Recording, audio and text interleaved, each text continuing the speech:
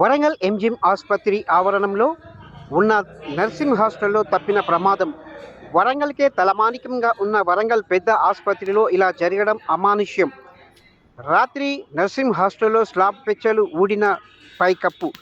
ఒక్కసారిగా పెచ్చలు పడడంతో భయక్రాంతులు గురైన నర్సింగ్ విద్యార్థులు.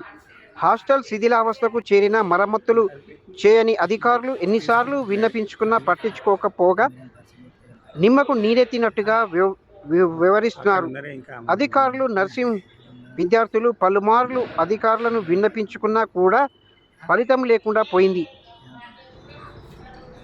గత వారం రోజులుగా కురుస్తున్న వర్షానికి బిల్డింగ్ నాని గత రాత్రి పెచ్చలు పడ్డాయి. అర్ధరాత్రి కావడంతో ఎలాంటి ఇబ్బందులు కలగలేదు. ఉదయం పూట అయితే ఎలా ఉండేదే అని ఊహించుకుంటేనే భయంగా ఉంది అంటున్న విద్యార్థులు. ఈ బిల్డింగ్ను వెంటనే మరమ్మతులు చేపట్టాలని ఈ నర్సింగ్ విద్యార్థులు కోరుకుంటున్నారు.